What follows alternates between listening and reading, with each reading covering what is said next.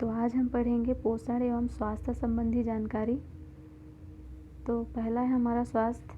स्वास्थ्य का अर्थ न केवल बीमारी अथवा दुर्बलता की अनुपस्थिति है, वरन शारीरिक, मानसिक, सामाजिक और आध्यात्मिक निरोगता की अवस्था ही स्वास्थ्य है। ये जो कथन है ये है WHO के अनुसार, विश्व स्वास्थ्य संगठन। फिर आते हैं पोषण। पोषण शरीर द्वारा आवश्यक मात्रा में पोषक तत्वों को ग्रहण करना व शरीर द्वारा उनका उपयोग किया जाना ही पोषण होता है। कुपोषण दैनिक पोषण की ज़रूरतें पूरी करने के लिए प्रोटीन, कार्बोहाइड्रेट, वसा, विटामिन और खनिज तत्वों की ज़रूरत से कम या ज़्यादा मात्रा में लेने से जो हानिकारक प्रभाव शरीर में उत्पन्न होता है वही कुपोषण है। तो पोषक तत्वों की जो या कमी होना भी या अधिकता होना, ये कुपोषण में आएगा। मतलब कमी और अधिकता से जो होने वाला प्रभाव होता है हानिकारक, ये कुपोषण है। और पोषण में हो जाएगा आवश्यक मात्रा में जो पोषक तत्व ग्रहण करना और उनका उपयोग किया जाना ही पोषण कहलाता है। फिर आगे देखते हैं पोषक तत्व। विभिन्न भोज्य पदार्थों में पाए जाने वाले रासायनिक तत्व जो शरीर को विभिन्न कार्यों के लिए सक्षम बनाते हैं पोषक तत्व कहलाते हैं, जैसे कि कार्बोहाइड्रेट, प्रोटीन, वसा, ये सभी तरह के विटामिन, खनिज लवण, जल आदि जो हमारे शरीर के लिए आवश्यक है, जिनसे हमें पोषक तत्व की प्राप्ति होती है, वही क्या कहलाएगा? पोषक तत्व। फिर है भोजन। कोई भी ऐसा खाद्य पदार्थ जिसमें जीवन को सुचारू रूप से चलाने के लिए आवश्यक पोषक तत्व हो, भोजन कहलाता है। भोजन के 3 मूल कार्य हैं: शरीर को ऊर्जा प्रदान करना, शरीर का निर्माण करना, रोगों से शरीर की सुरक्षा करना। अन्य कार्य में है हृदय गति को नियंत्रित करना, मांसपेशियों के संकुचन में सहायता, शारीरिक तापक्रम को नियंत्रित करना, शरीर में उत्पन्न होने वाले विषैले पदार्थों को बाहर निकालने का कार्य, शरीर में जल की मात्रा को संतुलित करना आदि। फिर है संतुलित आहार। संतुलित आहार में है जब शरीर के लिए सभी आवश्यक पोषक तत्व सही अनुपात में हमारे भोजन में होते हैं तो इसे संतुलित आहार कहा जाता है। व्यक्ति को संतुलित आहार की आवश्यकता ऊर्जा प्राप्त करने के लिए, शरीर में वृद्धि, विकास, टूटी फूटी कोशिकाओं के निर्माण के लिए तथा रोगों से शरीर की रक्षा के लिए होती है। संतुलित आहार में निम्न प्रकार के खाद्य पदार्थ का समावेशन होता है। पहला है ऊर्जा प्रदायक। ऊर्जा जैसे कि कौन कौन चीज़ें खाने से मिलता है तो देखते हैं। गेहूँ हो जाएगा, चावल है, बाजरा, मक्का, ज्वार, घी, तेल, वनस्पति घी, मक्खन, गुड़, चीनी, आलू, केला आदि। शरीर का विकास, वृद्धि व रख रखाव करने वाले हैं चना, मूंग, अरहर, मसूर, सोयाबीन, दूध, मांस, मछली, अंडा आदि। और रोग प्रतिरोधक का कार्य करते हैं जो हरी पत्तेदार सब्जियां होती हैं, फल होते हैं, खनिज। फिर देखते हैं संतुलित आहार में शरीर के लिए आवश्यक सभी पोषक तत्व जैसे कार्बोहाइड्रेट, प्रोटीन, वसा, विटामिन तथा खनिज लवण शामिल होते हैं। इनके अतिरिक्त ऐसे भोजन में आहारी रेशे तथा जल भी होते हैं। हमारे आहार में लंबी अवधि तक या अधिक पोषक तत्वों की कमी से रोग अथवा विकार उत्पन्न हो सकते हैं। फिर देखते हैं भोजन के मूल कार्य एवं पोषक तत्व। तो पहला कार्य हो जाएगा शरीर को ऊर्जा प्रदान करना, दूसरा है शरीर का निर्माण करना, तीसरा है रोगों से शरीर की सुरक्षा करना। तो पहला देखते हैं शरीर को ऊर्जा प्रदान करना। ऊर्जा प्रदायक तत्व हो जाएगा आपका जो कार्बोहाइड्रेट है वो तथा वसा। उसके जो स्रोत हैं, कौन कौन से चीज़ खाने से हमें कार्बोहाइड्रेट तथा वसा प्राप्ति होती है, तो स्रोत में आ जाएगा गेहूँ, चावल, बाजरा, मक्का, ज्वार, घी, तेल, वनस्पति घी, मक्खन, गुड़, चीनी, आलू, केला आदि। और शरीर का निर्माण करना, शरीर का विकास, वृद्धि के मरम्मत वाले तत्व हैं। शरीर का विकास करना, उसकी वृद्धि करना, और जैसे कुछ घाव वगैरह हो जाते हैं, कहीं चोट लग देता है तो वो फिर से कैसे रिफ़ील होता है उसको देखते हैं। तो उसके लिए आवश्यक जो तत्व हो जाएंगे वो है प्रोटीन और खनिज लवण। तो कौन सी चीज़ खाने से हमें ये प्रोटीन तथा खनिज मिलेगा? तो जो चना है, मूंग है, अरहर है, मसूर है, दूध हो जाएगा, सोयाबीन, मांस, मछली, अंडा आदि। फिर है रोगों से शरीर की सुरक्षा करना। तो रोग प्रतिरोधक तत्व हो जाएंगे जो विटामिन्स होते हैं वो सब। तो इसके स्रोत हो जाएंगे जितनी हरे पत्तेदार सब्जियां होती हैं, फल होते हैं, जो खनिज हैं, ये सब इसमें आ जाएंगे। फिर देखते हैं पोषक तत्व। पोषक तत्व विभिन्न भोज्य पदार्थों में पाए जाने वाले रासायनिक तत्व जो शरीर को विभिन्न कार्यों के लिए सक्षम बनाते हैं, पोषक तत्व कहलाते हैं। शरीर के पोषण के लिए पोषक तत्वों की आवश्यकता होती है। संतुलित आहार से शरीर को सभी प्रकार के पोषक तत्व मिलते हैं। पोषक तत्वों से शरीर के सभी अंग सही तरह से कार्य कर पाते हैं। फिर है पोषक तत्वों के प्रकार। शरीर के लिए आवश्यक पोषक तत्वों को 2 भागों में विभाजित किया जाता है। पहला है माइक्रोन्यूट्रेंट या वृहद पोषक तत्व। शरीर को इनकी अधिक मात्रा में आवश्यकता होती है। ये शरीर के लिए ऊर्जा का स्रोत होते हैं। माइक्रोन्यूट्रेंट पोषक तत्व में आ जाएगा कार्बोहाइड्रेट, प्रोटीन और वसा। इनकी जो हमारे शरीर को आवश्यकता अधिक होती है, सामान्य से अधिक। तो कार्बोहाइड्रेट का मुख्य सोर्स क्या है? हमारा जो चावल है, ठीक है। तो फिर है उसके बाद है माइक्रोन्यूट्रेंट या सूक्ष्म पोषक तत्व। ये हो जाएगा माइक्रोन्यूट्रेंट, ये हो जाएगा माइक्रो। जिनकी अधिकता अधिक होती है वो हो जाएगा वृहद पोषक तत्व, और सूक्ष्म पोषक तत्व जिनकी हमारे शरीर को ज़रूरत कम होती है। तो देखते हैं, शरीर को कम मात्रा में इनकी आवश्यकता होती है, फिर भी ये शरीर में अनेक पोषक तत्व अनेक महत्वपूर्ण कार्य को संपादित करते हैं, जैसे कि विटामिन हो गया, खनिज, लवण आदि।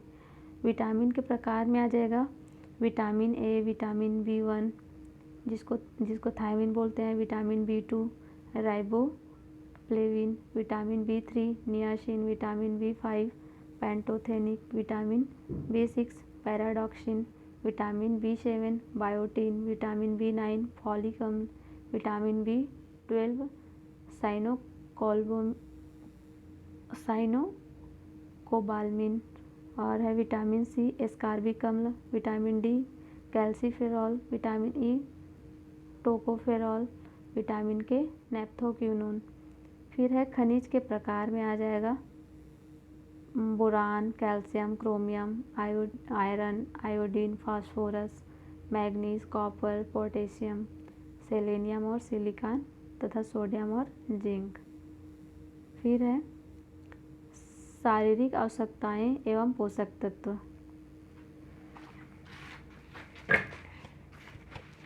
इसमें पहला है ऊर्जा प्रदायक पोषक तत्व, शरीर बनावट के लिए जरूरी और शारीरिक कार्यों के लिए महत्वपूर्ण। तो पहला देखते हैं ऊर्जा प्रदायक पोषक तत्व जो जिनसे हमें ऊर्जा की प्राप्ति होती है। तो स्रोत हो जाएगा जो कार्बोहाइड्रेट है वो, वसा, और जो प्रोटीन है वो। शारीरिक ऊर्जा को कैलोरी कहा जाता है। 1 ग्राम वसा से 9 कैलोरी मिलती है, 1 ग्राम कार्बोहाइड्रेट से 4 कैलोरी मिलती है, 1 ग्राम प्रोटीन से 4 कैलोरी मिलती है। कार्य है इसका, शरीर में होने वाली सभी जैव रासायनिक क्रियाओं को पूरा करने के लिए ऊर्जा आवश्यक है। तो जितने जैसे हम कार्य करते हैं तो कार्य कैसे कर पाते हैं? क्योंकि हमारे अंदर ऊर्जा है। अगर ऊर्जा नहीं रहा तो हम थकावट महसूस करेंगे, ठीक है। फिर है शरीर बनावट के लिए ज़रूरी। तो जैसे चोट लग जाता है कहीं पर और कुछ हो जाता है तो जिससे ये जैसे घाव वगैरह हो गया, चोट भरता है, उसके लिए ज़रूरी हो जाएगा वसा, प्रोटीन और खनिज। इसका कार्य है शरीर के ऊतकों, अंगों, हड्डियों और दांतों के लिए आवश्यक है।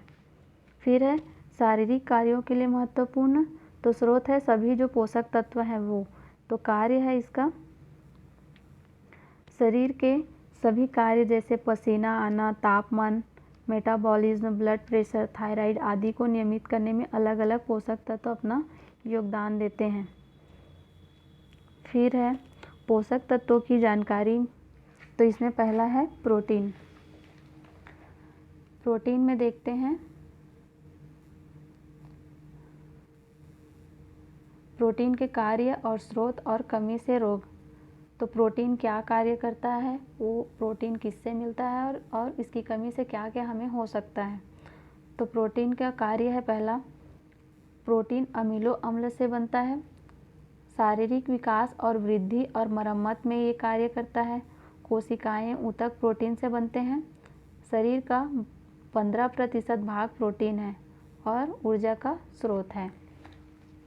स्रोत में आ जाएगा मतलब किनसे हमें क्या क्या खाने से प्रोटीन मिलेगा। तो दाल है, अंकुरित अनाज है, तिलहन है, सूखे मेवे, फलियां, दूध, अंडा व मांस, ये सभी खाने से हमें प्रोटीन की प्राप्ति होगी। और अगर किसी के भी शरीर में प्रोटीन की कमी हो जाती है तो उनको क्या क्या रोग हो सकते हैं। तो इसकी कमी से होगा, पहला है क्वाशियोरकर तो या सूजा रोग। इस रोग में बच्चों के हाथ पैर दुबले पतले व पेट बाहर की ओर निकल जाते हैं। फिर है मरासमस या सूखा रोग। इस रोग में मांसपेशियां ढीली हो जाती हैं। सेकेंड है हमारा कार्बोहाइड्रेट। कार्बोहाइड्रेट में देखते हैं इसके कार्य और उसके जो स्रोत हैं वो, और कार्बोहाइड्रेट की कमी से होने वाले रोग। तो कार्बोहाइड्रेट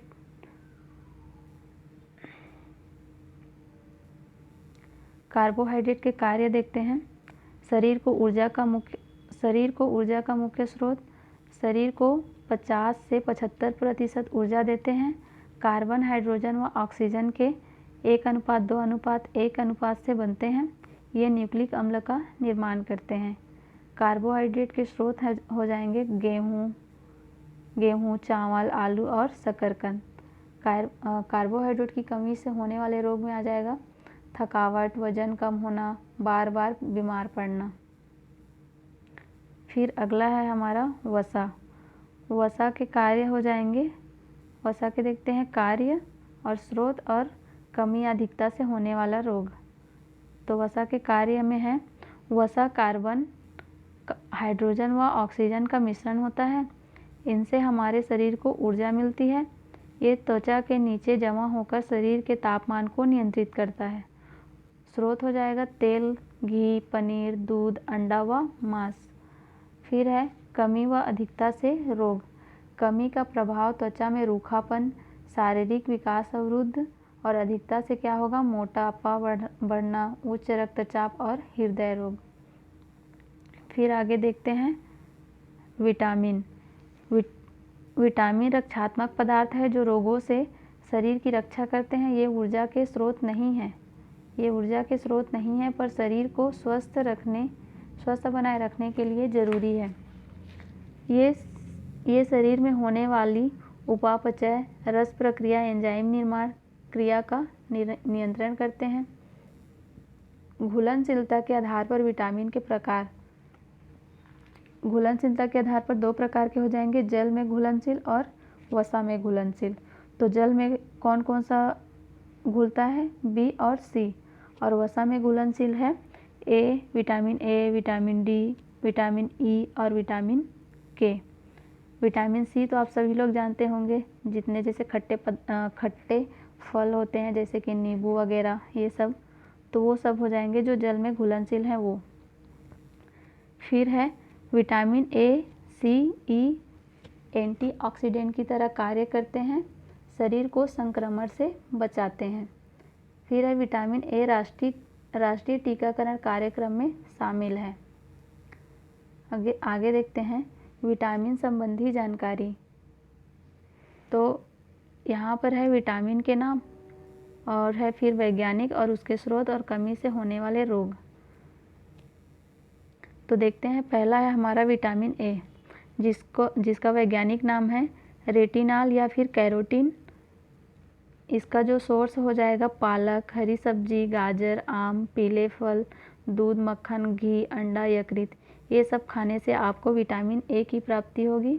और अगर इसकी आपको कमी हो जाती है तो रोग हो सकता है, जैसे कि रतौंधी रोग, कार्निया में शुष्कता, और इसी को बोलते हैं जीरोप्थेल्मिया। अगला है हमारा विटामिन डी, कैल्सीफेरॉल। इसका जो सोर्स है वो है सूर्य का प्रकाश। त्वचा कोलेस्ट्रॉल को पराबैंगनी किरणों की उपस्थिति में विटामिन डी में बदल देती है। इसकी कमी से हो सकता है रिकेट्स, टिटेनी, अस्थि विकार। फिर है विटामिन ई, इसको बोलते हैं, वैज्ञानिक नाम है इसका टोकोफेरॉल। इसका सोर्स हो जाएगा गेहूँ, हरी सब्जी, अंडा, दूध और विभिन्न प्रकार के जो तेल होते हैं वो। इसकी कमी से जनन क्षमता में कमी आ जाती है, बांध्यता हो जाता है। फिर है विटामिन ई, इसका वैज्ञानिक नाम है नेप्थोक्विनोन। इसका सोर्स हो जाएगा जो हरी सब्जियां हैं, टमाटर है, सोयाबीन है, लहसुन है, ये सब। और इसकी कमी से जो रक्त में थक्का नहीं बन पाता है, जैसे कि कहीं पर चोट लग दिया तो वहाँ पर से ब्लड निकलता ही रहेगा, और जैसे विटामिन के की कमी नहीं है तो वहाँ पर थोड़ी देर बाद रक्त का थक्का जम जाता है और ब्लड आना बंद हो जाता है। फिर है जल में जो घुलनशील है, जल में घुलनशील विटामिन, ये जो ऊपर देखे हैं ये वसा में घुलनशील विटामिन है, और जो ये वाला है ये जल में घुलनशील देखते हैं। तो विटामिन जितने भी हैं वो सभी आपके जल में घुलनशील होंगे, और विटामिन सी भी जल में घुलनशील होंगे। और जैसे जो बच गया vitamin A, vitamin D, vitamin E और विटामिन के, ये सब आपके वसा में घुलनशील विटामिन होंगे। तो विटामिन B1 इसको बोलते हैं, इसका वैज्ञानिक नाम है थायमिन। और इसके सोर्स हो जाएंगे साबुत अनाज, चावल, मांस, मछली, और इसकी कमी से हो सकता है बेरी रोग। फिर है विटामिन B2, इसका वैज्ञानिक नाम है राइबोफ्लेविन। इसका सोर्स हो जाएगा दूध, फल, अनाज, यकृत, और इसकी कमी से होता है ओंठ, जीभ फटना, मुंह में छाले आना। और है विटामिन B3, इसको बोलते हैं नियासिन। इसका सोर्स हो जाएगा मूंगफली, मांस, मछली, सब्जी, चावल, दाल। इसकी कमी से होता है पेलेग्रा रोग व मानसिक रोग। फिर है विटामिन B5, इसको बोलते हैं पेंटोथेनिक। इसका सोर्स हो जाएगा अंकुरित अनाज, हरी सब्जी और यकृत, और इसकी कमी से होगा डायरिया, डिमेंशन, डर्मेटाइटिस। फिर है विटामिन B6, इसका वैज्ञानिक नाम है पायरिडॉक्सिन। इसका सोर्स हो जाएगा आपका साबुत अनाज और अंडा। इसकी कमी से एनीमिया रोग हो सकता है, खून की कमी। और फिर है B9, इसको बोलते हैं फॉलिक एसिड, और इसका सोर्स हो जाएगा जो हरी सब्जी है वो और सोयाबीन। इसकी कमी से हो सकता है आपको छाला और जो अल्सर है वो। फिर है B12 कोबालमिन, इसका सोर्स हो जाएगा यकृत, मांस, अंडे का पीला भाग और दूध। इसकी कमी से हो सकता है आपको रोग परनियासिस, एनीमिया और मानसिक विकार। फिर आते हैं विटामिन सी, इसको बोलते हैं एस्कॉर्बिक एसिड। ये आपको मिलेगा जैसे आंवला, अमरूद, नींबू, खट्टे फल, अंकुरित अनाज। इसकी कमी से हो सकता है आपको स्कर्वी रोग। फिर है प्रमुख पोषक खनिज तत्व, इसमें देखते हैं एक साइड है आपका खनिज का नाम और स्रोत है, और फिर है उसका कार्य, फिर है कमी से होने वाले रोग।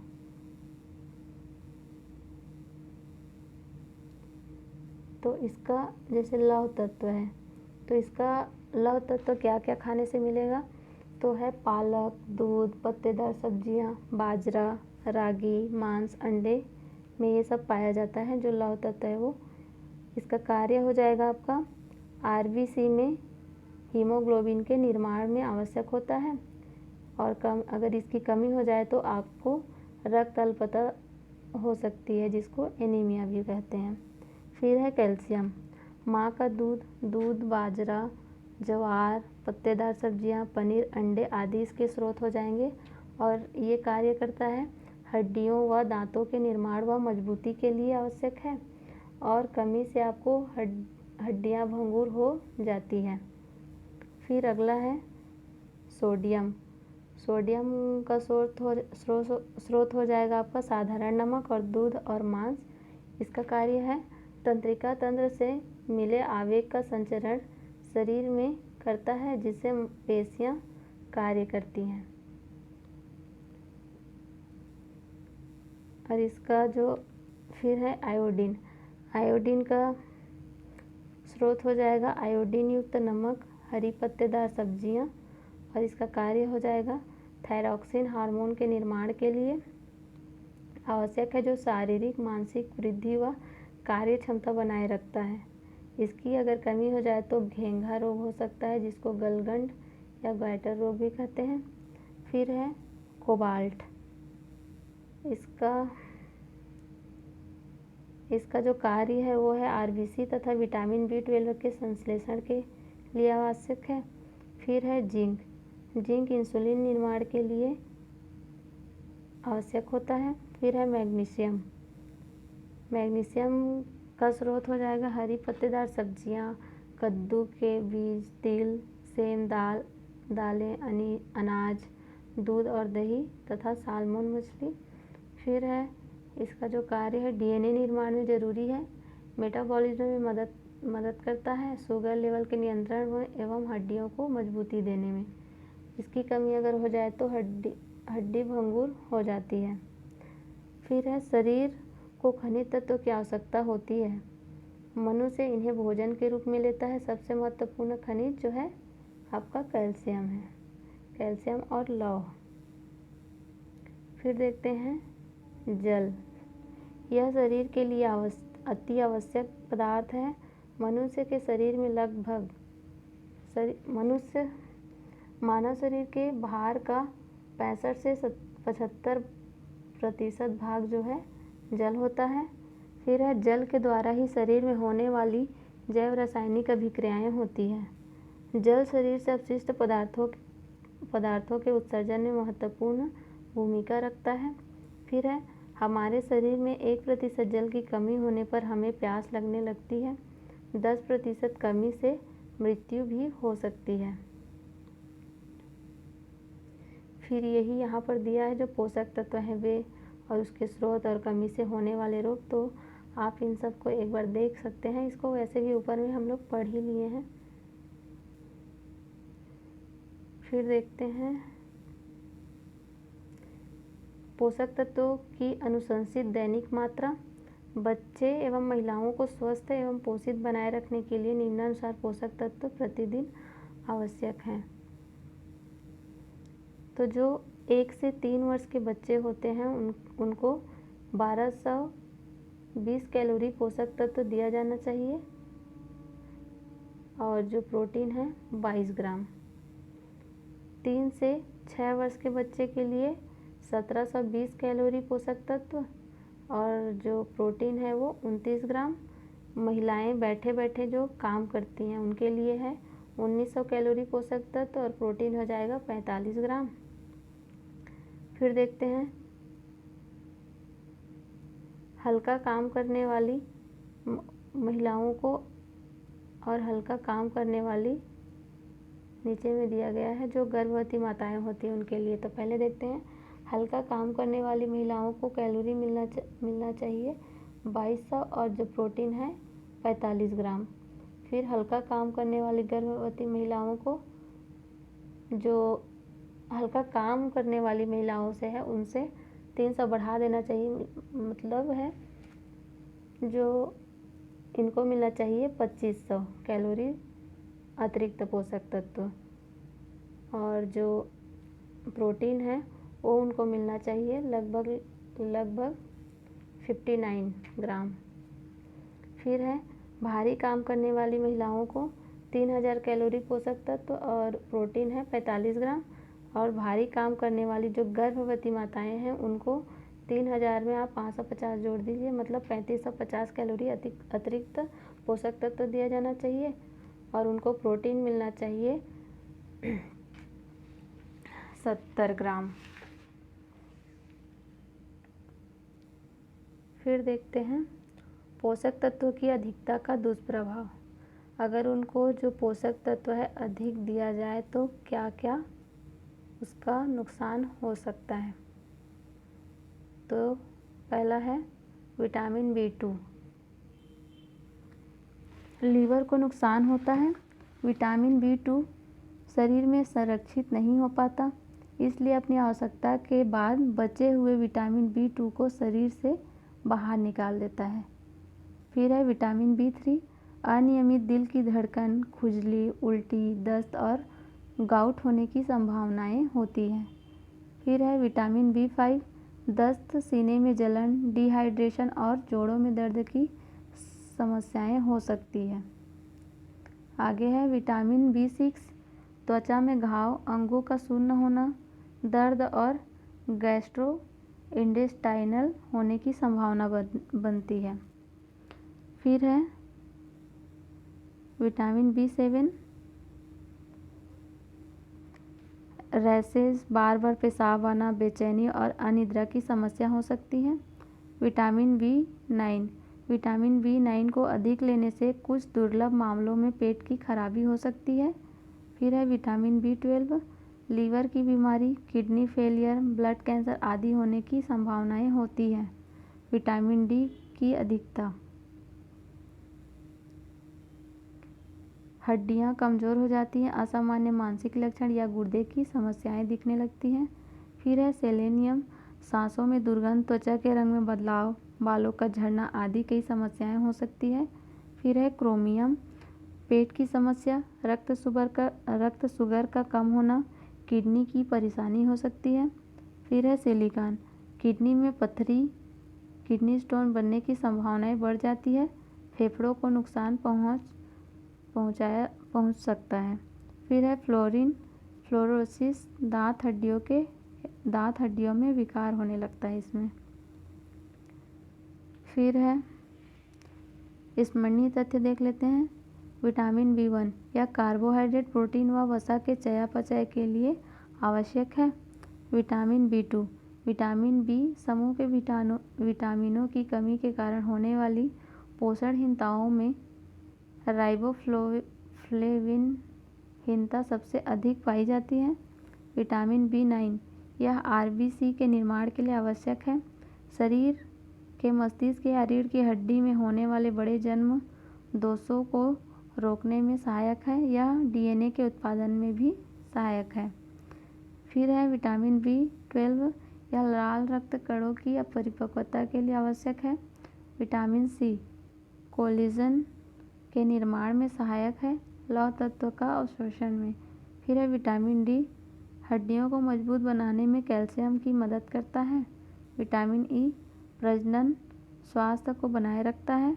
फिर है विटामिन K, रक्त जमने में सहायक होता है। फिर देखते हैं पोषण, स्वास्थ्य तथा वृद्धि और विकास का आपस में घनिष्ठ संबंध है। प्रायः देखा जाता है कि जब किसी बच्चे व्यक्ति को उसकी उम्र के अनुसार पर्याप्त आहार नहीं मिलता तो उसका वजन कम हो जाता है, उसके शारीरिक व मानसिक विकास में भी रुकावट आती है। इतना ही नहीं, उसमें रोगों से लड़ने की क्षमता की कमी हो जाती है और बच्चा बार बार बीमार होने लगता है। आज के लिए रहा इतना ही। अगले वीडियो में देखेंगे हम जो है कुपोषण एवं वृद्धि निगरानी। Thank you guys.